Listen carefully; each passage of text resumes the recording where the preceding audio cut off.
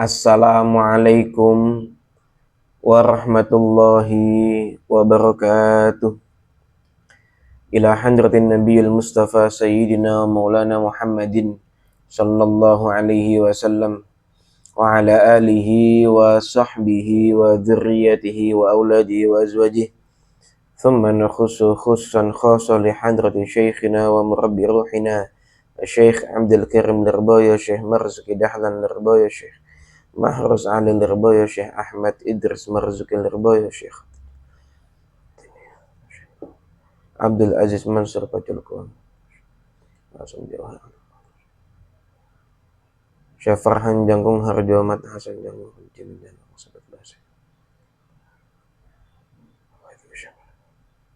Annallaha yu'li darajatin fil jannah wa yu'idu alaina min barakatihim wa karamatihim wa asrarihim wa anwarihim wa ulumihim wa nafahatihim fid dini wad dunya wal akhirah. Al-Fatihah. A'udzu billahi minasy syaithanir rajim. Bismillahirrahmanirrahim.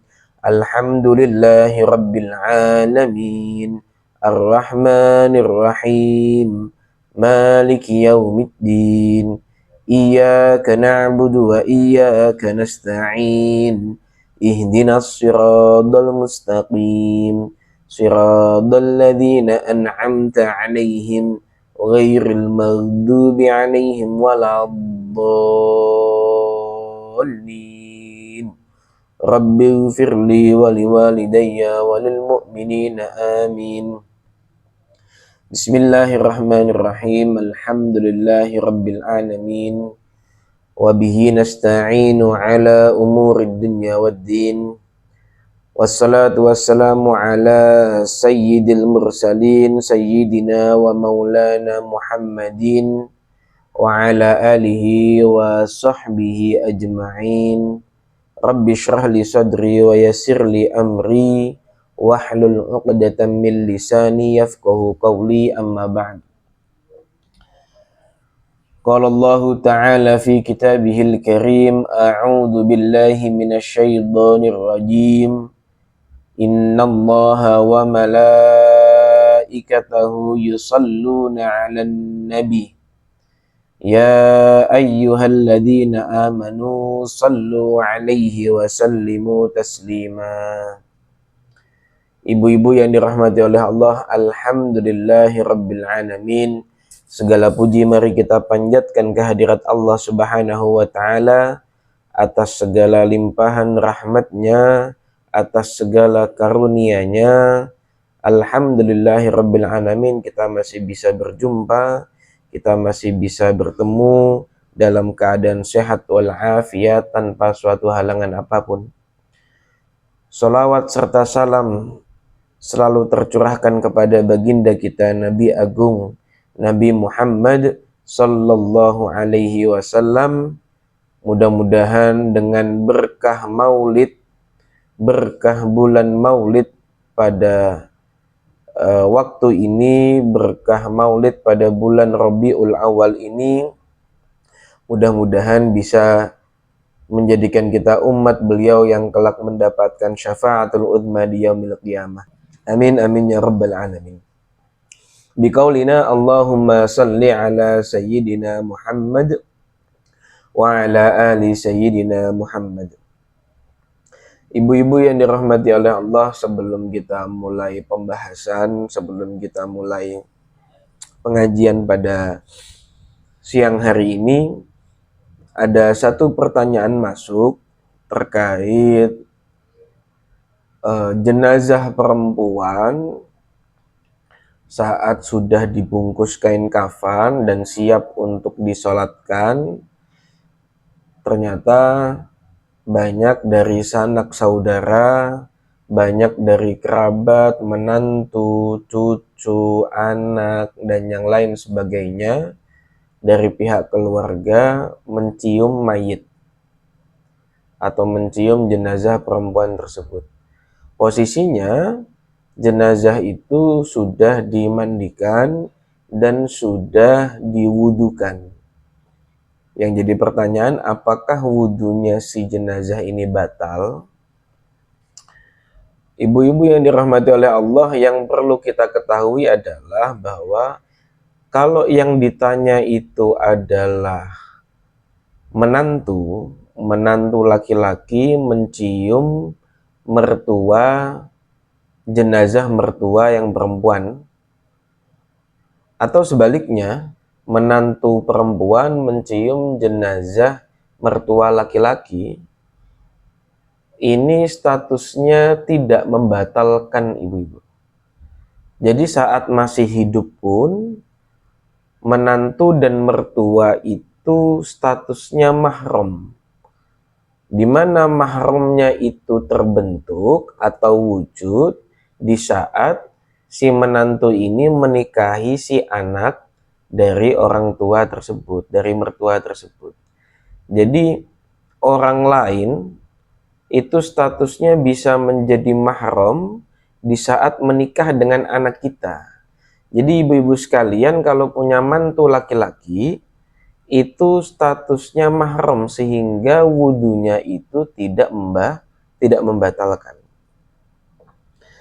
Lah terlepas daripada itu, maka wudunya si laki-laki yang mencium ataupun wudunya si mayit yang dicium itu sama-sama tidak batal.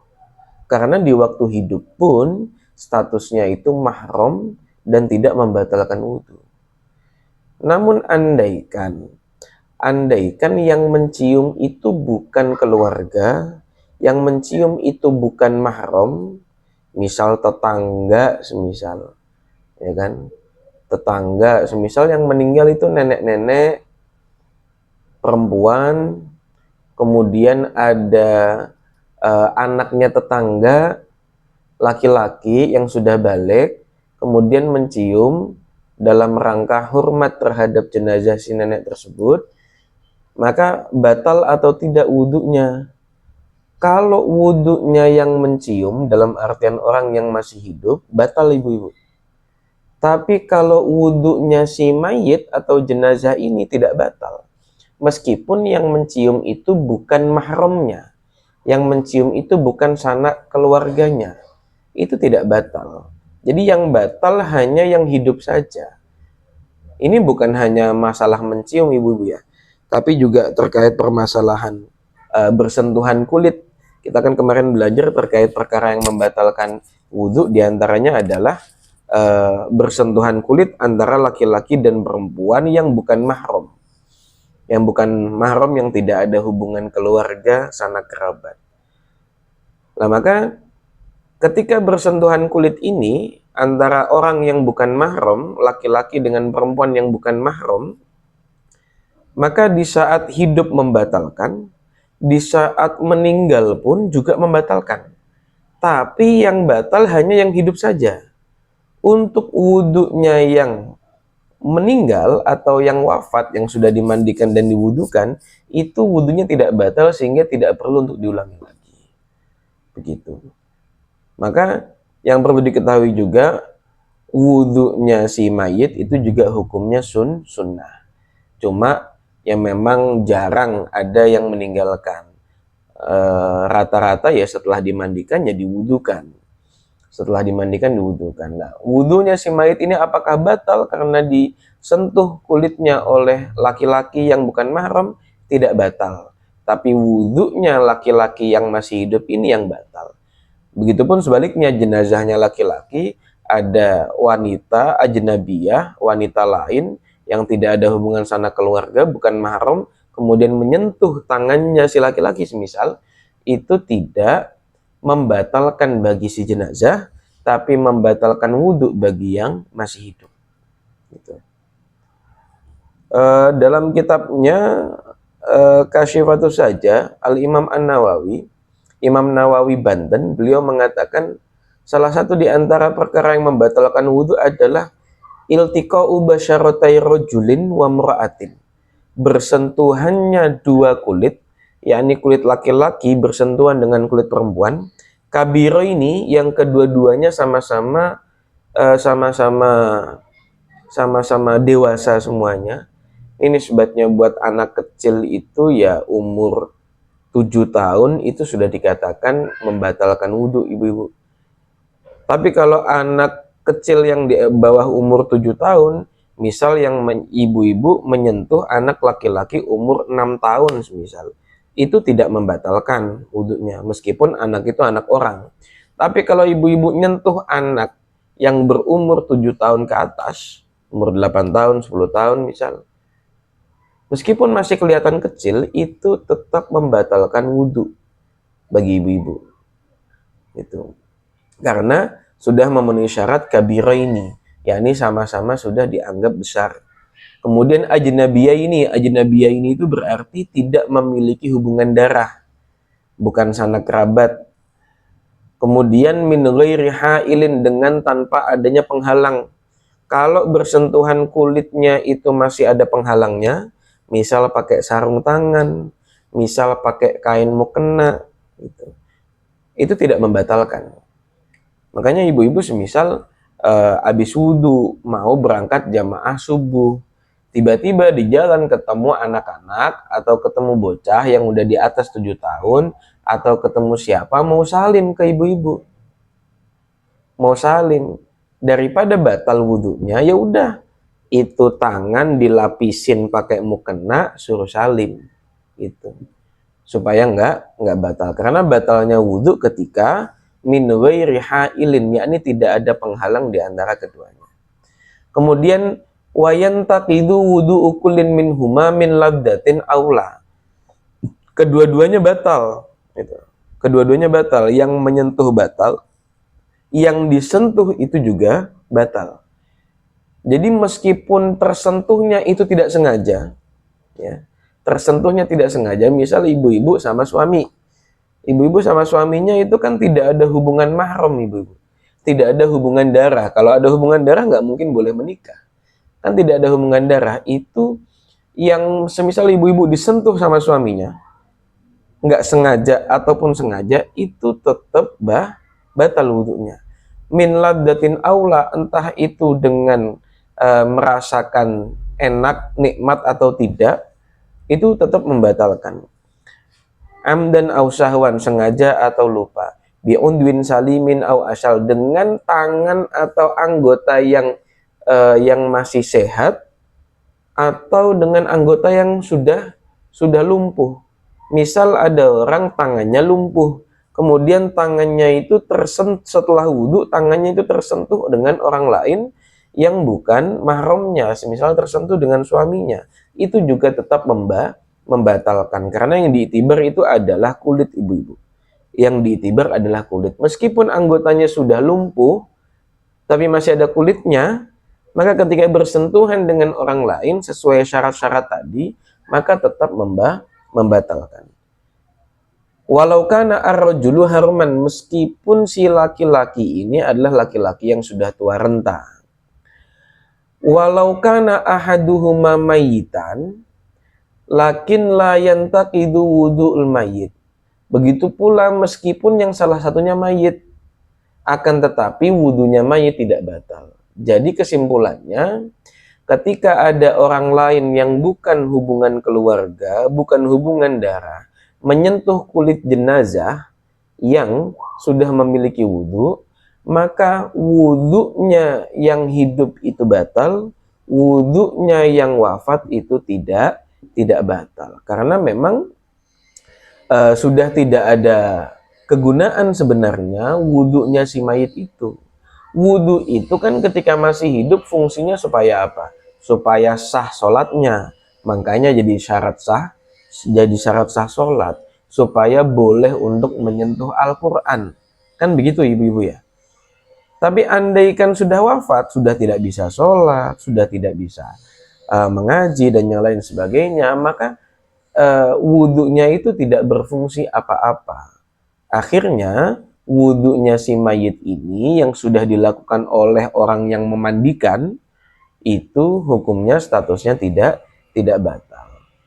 Lah berkaitan dengan jenazah perempuan ini, maka sayokianya di saat ada seorang perempuan yang meninggal, maka sayokianya yang memandikan itu adalah sama-sama perempuannya, ibu-ibu.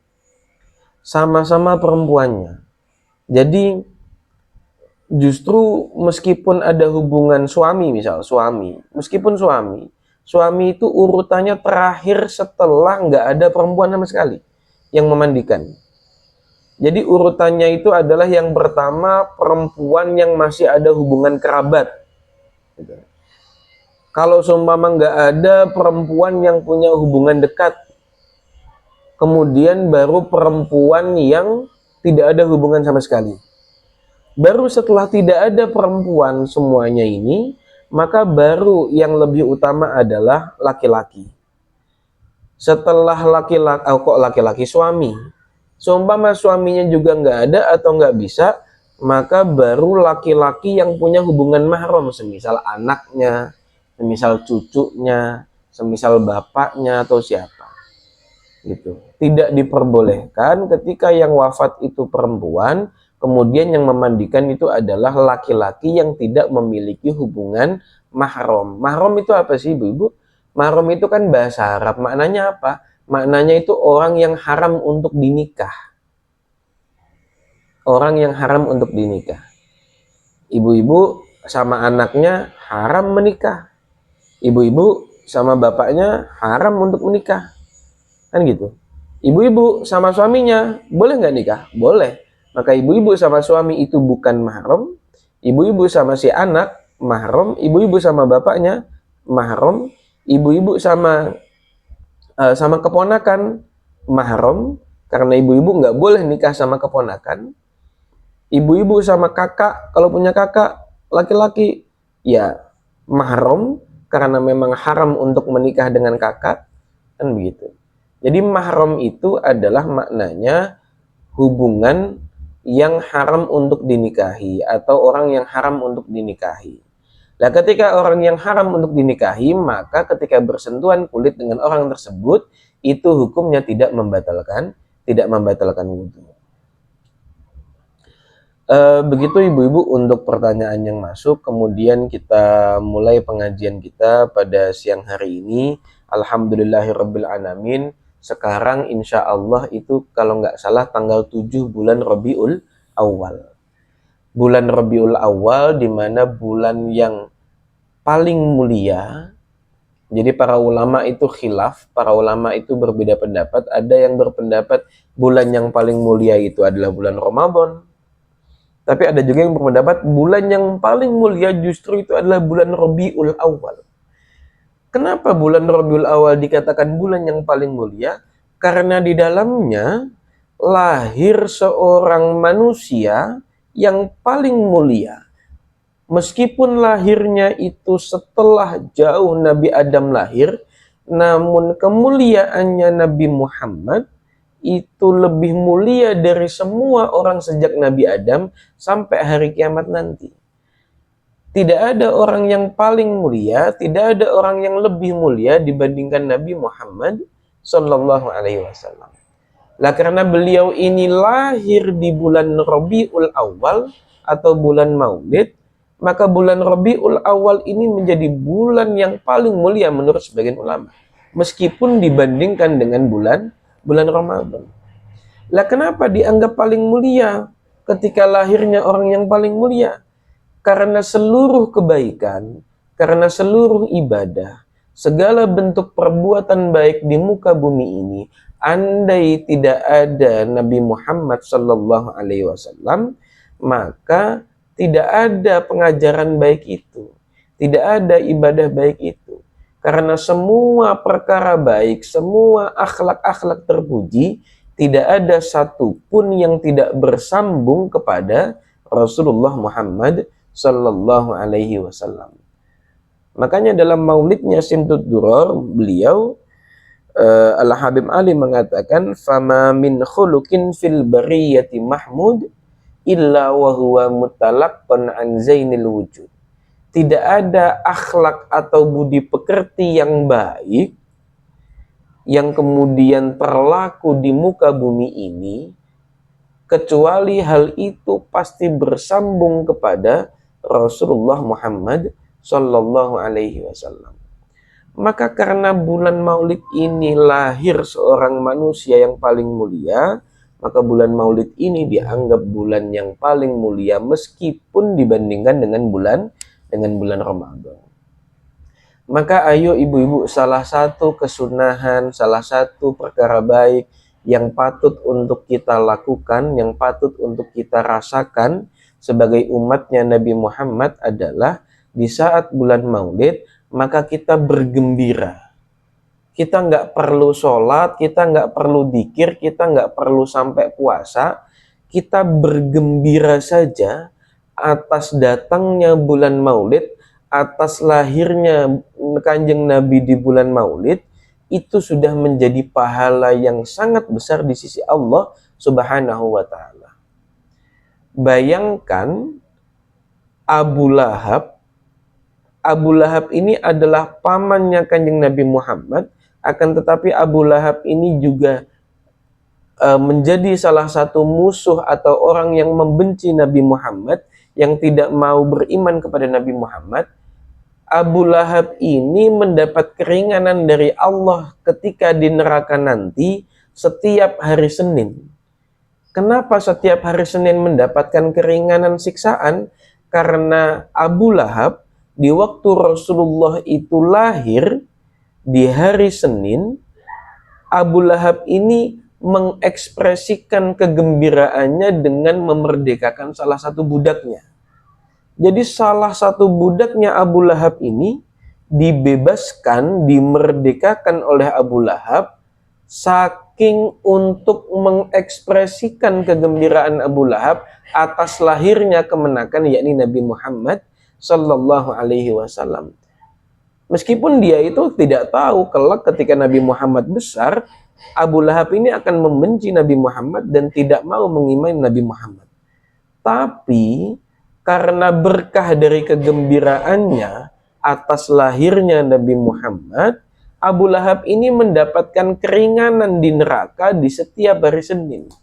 Karena Rasulullah itu lahirnya di hari Senin. Yang mendapatkan anugerah seperti itu Abu Lahab, ibu-ibu, yang tidak beriman kepada Kanjeng Nabi, bahkan memusuhi dan memerangi Kanjeng Nabi. Apalagi kita sebagai umatnya Nabi Muhammad yang beriman kepada Kanjeng Nabi, yang melakukan perintah-perintahnya Kanjeng Nabi, yang meneladani akhlak-akhlaknya Kanjeng Nabi.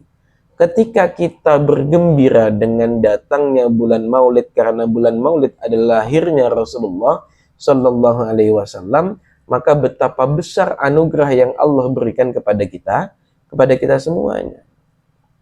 Maka ayo kita tradisikan, kita biasakan di saat bulan Maulid hampir datang, atau di saat bulan Maulid di tanggal-tanggal awal, ayo kita merasa senang, ayo kita bersyukur kepada Allah Subhanahu wa Ta'ala. Alhamdulillahi Rabbil Alamin. Kita memasuki bulan di mana lahirnya Rasulullah Muhammad Sallallahu Alaihi Wasallam. Karena andai bukan karena Kanjeng Nabi, kita tidak mengenal Allah Subhanahu wa Ta'ala. Andai bukan karena Kanjeng Nabi, kita tidak mengerti perbuatan baik dan buruk. Andai tidak karena Kanjeng Nabi, kita nggak mendapatkan syafaat apa-apa kelak di akhirat nanti. Andai bukan karena Kanjeng Nabi, bahkan dikatakan tidak ada satu makhluk pun di dunia ini. Kenapa bisa begitu? Karena yang pertama kali diciptakan oleh Allah Subhanahu wa Ta'ala, makhluk yang pertama kali diciptakan oleh Allah Subhanahu wa Ta'ala itu bukanlah dunia, bukanlah langit, bukanlah jin, bukanlah manusia, bukanlah hayawan. Kemudian apa yang pertama kali diciptakan, makhluk yang diciptakan oleh Allah Subhanahu wa Ta'ala, yang pertama kali diciptakan itu adalah nur Nabi Muhammad Sallallahu Alaihi Wasallam, yakni cahayanya Nabi Muhammad Sallallahu Alaihi Wasallam. Dari cahaya Nabi inilah kemudian dibentuk menjadi malaikat. Dari cahaya Nabi inilah kemudian diciptakan dunia beserta isinya. Dari cahaya Nabi inilah kemudian diciptakan jin, kemudian diciptakan manusia, diciptakan hayawan. maka seluruh makhluk yang ada di muka bumi ini semuanya itu adalah bagian dari nur atau cahayanya Nabi Muhammad Sallallahu Alaihi Wasallam. Maka andai Allah tidak menciptakan Nabi Muhammad, nur Nabi Muhammad, maka besar kemungkinan tidak ada makhluk seisi dunia ini, karena semuanya berasal dari Nabi Muhammad Sallallahu Alaihi Wasallam. Jadi cahaya yang makhluk yang pertama kali diciptakan adalah cahayanya Nabi Muhammad. Lah cahayanya ini kemudian dititipkan kepada Nabi Adam, bersemayam di iga Nabi Adam. Kemudian ketika Nabi Adam memiliki istri Sayyidah Hawa, kemudian berpindah ke rahimnya Sayyidah Hawa. Dari Sayyidah Hawa kemudian ketika melahirkan anak nabi-nabi yang lain, berpindah dari satu nabi ke nabi yang lain, berpindah dari satu istri nabi berpindah ke istri nabi yang lain, kemudian sampai ke rahimnya atau perutnya ibunda Sayyidah Sayyidah Aminah, ibu Rasulullah Muhammad Shallallahu Alaihi Wasallam. Baru kemudian ketika Sayyidah Aminah melahirkan, lahirlah wujud manusia paling mulia, yakni Nabi Muhammad Sallallahu Alaihi Wasallam. Ibu-ibu yang dirahmati oleh Allah, maka kita patut bergembira ibu-ibu. Kita patut bergembira, kita patut bersyukur. Bersyukur menjadi umatnya Nabi Muhammad, umat dari Nabi yang paling mulia, umat dari Nabi yang paling penyayang terhadap umatnya. Umat dari Nabi yang paling mulia akhlaknya.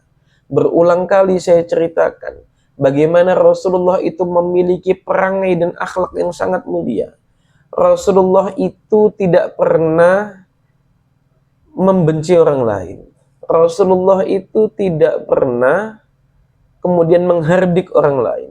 Rasulullah itu bukan hanya berbuat baik kepada orang-orang yang baik kepada Rasulullah, tapi Rasulullah juga berbuat baik kepada orang-orang yang memusuhi Rasulullah. Kalau kita ini pada umumnya ibu-ibu berbuat baik kepada orang-orang yang memang baik kepada kita. Kalau kamu baik, maka saya baik. Tapi andai ada orang-orang yang tidak baik sama kita, belum tentu kita bisa berbuat baik kepada mereka. Lah Rasulullah itu berbuat baik kepada siapapun. Entah kepada orang yang baik kepada Kanjeng Nabi, entah kepada orang yang tidak baik kepada Kanjeng Nabi. Diriwayatkan Sayyidina Abu Bakar ketika naik menjadi khalifah menggantikan Kanjeng Nabi Muhammad, Sayyidina Abu Bakar ini bertanya kepada Sayyidah Fatimah. Karena Sayyidah Fatimah bertanya kepada Sayyidah Aisyah. Karena Sayyidah Aisyah ini adalah putrinya Abu Bakar dan istrinya Rasulullah Muhammad Sallallahu Alaihi Wasallam. Sayyidah Aisyah ditanya oleh ayahnya, yakni Sayyidina Abu Bakar, dari sekian banyak hal, dari sekian banyak amal kebaikan Kanjeng Nabi, apa yang belum saya lakukan wahai anakku Sayyidah Aisyah? Kata Sayyidah Aisyah menjawab, semuanya sudah engkau tiru wahai ayahku. Semuanya sudah engkau lakukan sebagaimana Rasulullah melakukan. Tapi ada satu yang belum engkau lakukan. Apa itu? Yakni menyuapi makan seorang nenek-nenek Yahudi yang ada di pojok pasar Madinah. Karena Rasulullah setiap pagi selalu datang ke pasar Madinah, di pojokan pasar ada nenek-nenek tua renta terlantar yang mengemis setiap hari di pojokan Madinah dalam keadaan buta, disuapi dengan tangan mulia Rasulullah Muhammad Sallallahu Alaihi Wasallam. Dan ternyata ketika Sayyidina Abu Bakar ini kesana di esok harinya, ketika kesana nenek-nenek tersebut ternyata masih ada. Nenek-nenek tersebut buta matanya, kemudian duduk di pojokan pasar Madinah, kemudian menunggu orang-orang yang mengasihaninya. Datanglah Sayyidina Abu Bakar ke sana, kemudian membukakan bungkusan makanan, kemudian menyuapi makan nenek-nenek Yahudi tersebut.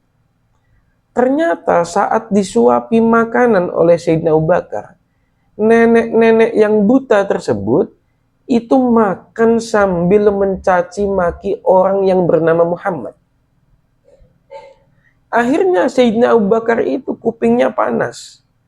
Karena kupingnya panas saat menyuapi makanan nenek tersebut, disuapilah dengan cara yang agak kasar. Si nenek-nenek ini kemudian perasaan, loh, kamu bukan yang menyuapi saya biasanya di pagi hari. Di hari-hari kemarin yang menyuapi saya bukan kamu. Karena orang yang menyuapi saya itu menyuapinya dengan lemah lembut. Siapa kamu? Kemudian Sayyidina Abu Bakar menjawab, saya adalah Abu Bakar bin Siddiq. Nenek itu bertanya, kemudian mana orang yang biasanya menyuapi saya dengan lemah lembut di tiap pagi?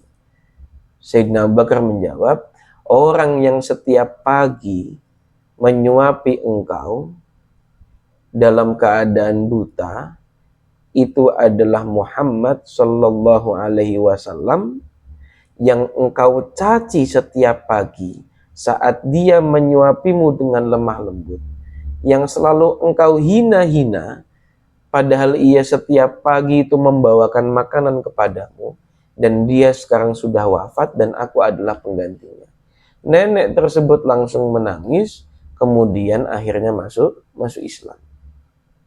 Bayangkan setiap pagi menyuapi, memberikan makanan kepada orang yang selalu menghina kita, yang selalu menghardik kita, yang selalu mencaci maki kita. Kira-kira kita kuat apa tidak? Jadi gambaran Rasulullah itu, akhlaknya itu sudah sulit untuk ditiru oleh umatnya. Terlalu tinggi. Maka setidaknya beberapa persen dari akhlaknya Rasulullah yang bisa kita tiru, itu sudah alhamdulillahirabbil alamin. Karena saking tingginya akhlaknya Rasulullah Muhammad sallallahu alaihi wasallam. Jadi yang paling ketara dari akhlaknya Rasulullah itu, ibu-ibu, berbuat baik kepada siapapun tanpa memandang apakah orang tersebut baik kepada saya atau tidak. Apakah orang tersebut seagama dengan saya atau tidak. Apakah orang tersebut sependapat dengan saya atau tidak? Apakah orang tersebut itu tetangga saya atau tidak? Mau orang siapapun ketemu di jalan berbuat baik. Mau ketemu siapapun, ketemu di rumah sakit, di pasar, dimanapun, ketemu kita juga dengan baik-baik. Itu adalah salah satu akhlak Rasulullah yang sangat terpuji dan mungkin sulit untuk kita tiru kecuali beberapa persen saja. Ada lagi Rasulullah itu ketika ingin berjalan ke masjid, mungkin ini dulu pernah saya ceritakan, Rasulullah ketika selalu berangkat ke masjid, beliau pasti melewati jalan yang sama, dan jalan tersebut pasti ada orang kafir yang sedang menunggu. Ketika Rasulullah lewat, langsung diludahi. Tapi Rasulullah nggak kapok. Nggak kok kemudian mencari jalan lain supaya nggak diludahi, enggak. Rasulullah tetap berjalan melewati jalan tersebut meskipun berulang kali diludahi oleh orang kafir Quraisy. Namun pada suatu hari ternyata ketika Rasulullah lewat, orang kafir Quraisy yang biasanya meludahi Rasulullah ini nggak ada. Di saat itu Rasulullah malah bertanya, loh, kemana orang yang biasanya meludahi saya di sini? Ketika ditanya, usut punya usut, ternyata orang tersebut sakit.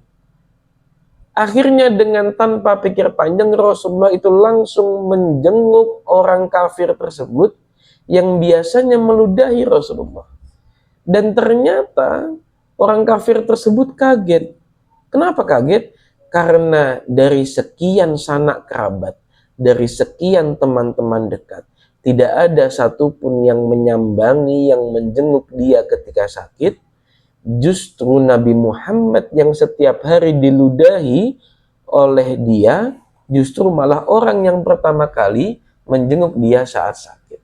Seketika itu pula, berkah akhlaknya Rasulullah, orang kafir tersebut langsung masuk Islam.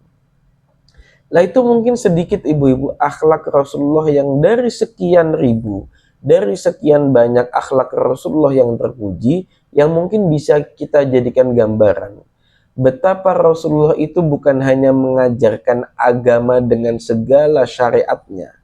Rasulullah bukan hanya mengajarkan terkait keimanan, tapi Rasulullah yang terpenting itu adalah mengajarkan tentang akhlak. Innama bu'ithu liutammima makarimal akhlak. Rasulullah mengatakan bahwasanya sesungguhnya saya itu diutus kepada kalian untuk menyempurnakan kalian, untuk menjadi akhlak-akhlak yang terpuji di antara kalian, agar kalian semua itu menjadi orang-orang yang terpuji, agar kalian semua itu menjadi orang-orang yang memiliki akhlak yang mulia. Itu adalah misi utama Rasulullah. Misi utama Rasulullah memperbaiki akhlak manusia. Laqad kana fi Rasulillahi uswatun hasanah. Sungguh di dalam diri Rasulullah itu ada uswah, ada uswatun hasanah, ada sosok figur panutan yang baik yang bisa ditiru oleh umatnya Nabi Muhammad sallallahu alaihi wasallam. Maka ibu-ibu yang dirahmati oleh Allah, di momen bulan Maulid ini, ayo kita mensyukuri, ayo kita bergembira atas lahirnya Rasulullah, bukan dengan kemudian menyalakan sholawat kenceng-kenceng, bukan. Bukan kok kemudian menyalakan nyetel kaset qosidahan kenceng-kenceng, bukan. Cara untuk mensyukuri nikmat berupa lahirnya Rasulullah di bulan ini adalah dengan beribadah lebih tekun, dengan menambah bacaan sholawat, dengan kemudian mengikuti acara-acara majelis taklim, dengan kemudian melakukan ibadah maulid, dengan kemudian melakukan perbuatan baik kepada tetangga, kepada saudara, kepada siapapun kaum muslimin muslimat dimanapun berada. Itu adalah cara mensyukuri lahirnya Rasulullah Muhammad sallallahu alaihi wasallam di bulan Maulid ini. Maka meskipun namanya bulan Maulid ibu-ibu, cara mensyukuri nikmatnya itu bukan hanya dengan kemudian mengadakan maulid. Mengadakan maulid itu salah satu di antara sekian cara untuk kita berterima kasih dan bersyukur kepada Allah karena telah melahirkan intan yang mulia, yakni Rasulullah Muhammad sallallahu alaihi wasallam. Maka jangan batasi bulan Maulid ini dengan kebaikan berupa acara maulid. Mau ada acara maulid apa tidak di daerah kita, mau ada perayaan maulid atau tidak yang kita hadiri, tetap sholawat kita dibanyakin, ibadah kita dibanyakin, baca Quran kita dibanyakin, sholat sunnah kita ditambahin, sholat jamaah subuh kita didatengin. Itu adalah cara-cara bersyukur atas lahirnya Nabi Muhammad sallallahu alaihi wasallam. Baru kemudian ketika ada kelebihan uang atau ada acara yang diselenggarakan dimanapun, maka kalau kita imkan sebisanya menghadiri rangkaian acara perayaan Maulidin Nabi Muhammad sallallahu alaihi wasallam. Karena di dalam perayaan atau tradisi maulid tersebut banyak fadilah-fadilah, keutamaan-keutamaan, pahala-pahala yang bisa kita dapat dari acara di dalamnya ibu-ibu. Nanti ada orang bilang bid'ah Pak Ustadz, udah nggak usah didengerin. Udah nggak usah didengerin. Kalau ibu-ibu ikut pengajian Majelis Taklim Nurul Jannah, tidak ada yang mengatakan maulid itu bid'ah. Tidak ada yang mengatakan maulid itu haram. Karena apa? Isinya maulid itu apa sih? Isinya maulid itu kan baca berjanji, baca simtud duror, baca maulid ad-dibai, yang mana meskipun berbeda-beda semuanya isinya adalah mengisahkan bagaimana riwayat hidup Rasulullah Muhammad sallallahu alaihi wasallam. Apa yang salah dengan membaca riwayat atau biografi Rasulullah? Cuma bedanya kalau biografi pakai bahasa Indonesia, kalau maulidnya Kanjeng Nabi itu pakai bahasa Arab. Hanya itu saja, Ibu. Lah zamannya Kanjeng Nabi nggak ada, Pak Ustadz. Ya lucu kalau zaman Kanjeng Nabi menyunahkan atau menyuruh sahabatnya untuk membaca riwayatnya Kanjeng Nabi sendiri, ya lucu. Kanjeng Nabi belum wafat. Kanjeng Nabi belum wafat. Maka membaca sirah atau membaca sejarahnya Rasulullah itu bisa menambahkan keimanan kita. Bisa kemudian menenangkan hati kita. Bisa kemudian menggiatkan ngaji dan ibadah kita. Banyak fadilah-fadilah yang bisa kita dapatkan dari perayaan acara maulid. Andai pun tidak ada acara maulid, berjanji pun sebenarnya bisa kita baca sendiri-sendiri, Bu. Bisa kita baca sendiri-sendiri. Saya sering membaca kitab Simtud Duror, Maulid Simtud Duror, ya sendirian. Tidak perlu kemudian banyak orang mengadakan makanan, ada jamuannya, ada panggungnya, ada hadrohnya, tidak. Jadi yang inti dari perayaan maulid itu adalah pembacaan kitab maulidnya, Ibu. Karena di dalam kitab maulid itu ada sejarah agung Nabi Muhammad yang Maha Agung Sallallahu Alaihi Wasallam. Pahalanya di situ. Pahalanya di situ. Kemudian belum nanti kalau maulidnya itu ada diawali dengan pembacaan tahlil. Dalam tahlil kita baca banyak. Baca kulhu, baca kul a'udzu birabbin nas, kul a'udzu birabbil falaq, baca zikir-zikir, baca surat Al-Fatihah berulang kali. Semua penuh dengan pahala, semua penuh dengan pahala. Maka tidak ada yang perlu untuk diragukan bahwasanya mengadakan atau mengikuti acara atau perayaan Maulidun Nabi itu tidak bid'ah. Andai pun bid'ah, bid'ahnya bid'ah hasanah. Bid'ah itu apa sih, Ibu? Bid'ah itu kan sesuatu yang baru, sesuatu yang belum pernah ada di zaman Kanjeng Nabi. Semua yang belum pernah ada di zaman Kanjeng Nabi itu tidak diperbolehkan untuk dilakukan, kecuali tidak ada di zaman Kanjeng Nabi, akan tetapi sejalan dengan dawuh-dawuhnya Kanjeng Nabi, sejalan dengan perintah-perintah Kanjeng Nabi.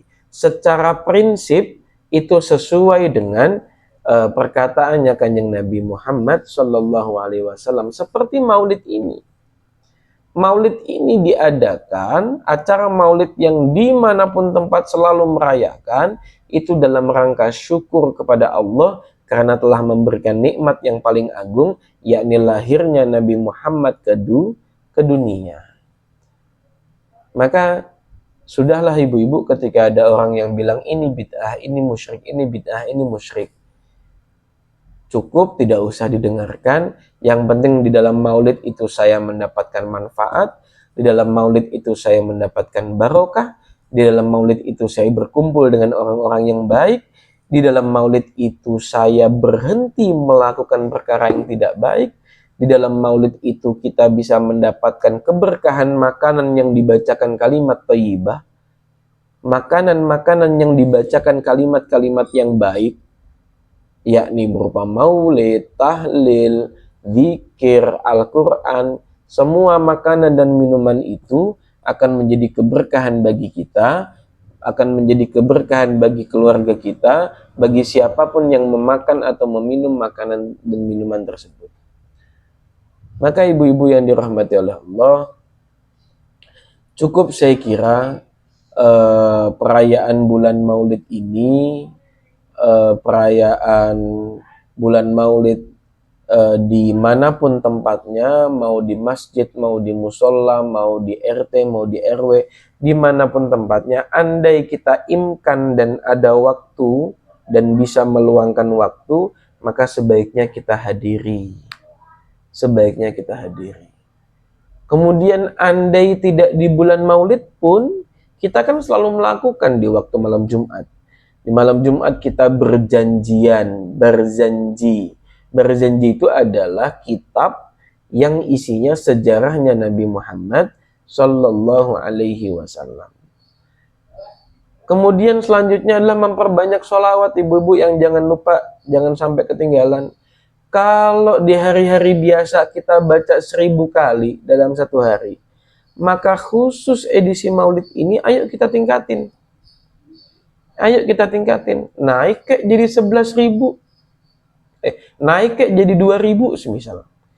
Biasanya saya sehari 1.000. Sekarang saya mau 2.000 sehari. Silahkan. Saya mau nambah 500 aja Pak Ustadz, mangga. Yang penting kita menunjukkan kegembiraan kita terhadap lahirnya Rasulullah dengan berbagai varian ibadah yang bisa kita lakukan. Mau menghadiri maulid, mau membaca sholawat, mau kemudian bersedekah, mau kemudian infak terhadap acara maulid. Infak terhadap acara maulid. Karena menginfakkan harta di jalan kebaikan itu ya ada fadilahnya tersendiri, ibu-ibu. Banyak riwayat yang mengatakan, salah satunya riwayat dari Sayyidina Abu Bakar, barang siapa yang menginfakkan hartanya, di sini dikatakan man anfaqa dirhaman ala qiraati maulidin nabiyyi sallallahu alaihi wasallam kana rafiqi fil jannah. Abu Bakar mengatakan, barang siapa yang menginfakkan, menyedekahkan hartanya meskipun cuma 1 dirham.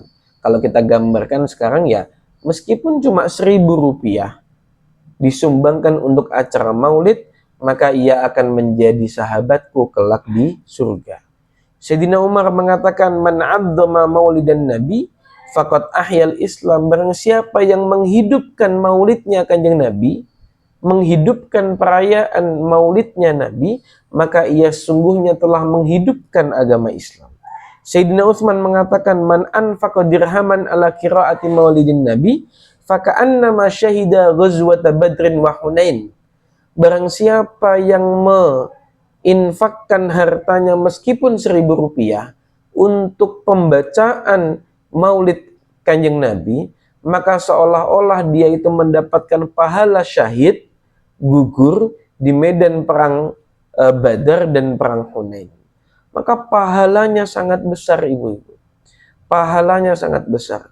Nyumbang di acara maulid itu lebih besar. Ya bukan hanya maulid saja. Nyumbang di acara tahlil semisal. Ada orang tahlilan, ada masjid tahlilan setiap malam Jumat, sumbangin 1.000, 2.000, 5.000, 10.000. Uang tersebut menjadi sedekah, menjadi pahala buat kita. Ada acara maulid dimanapun, gak harus di tempatnya Mama Kiki, gak harus di Majelis Taklim Nurul Jannah, tidak harus di kita untuk merayakan maulid.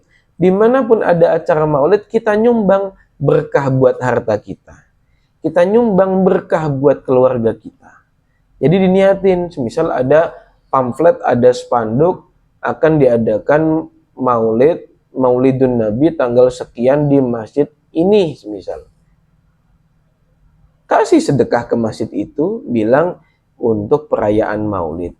Diniatin dalam hati, mudah-mudahan dengan berkahnya harta saya yang saya sedekahkan buat maulid ini, hajat-hajat saya bisa terkabul.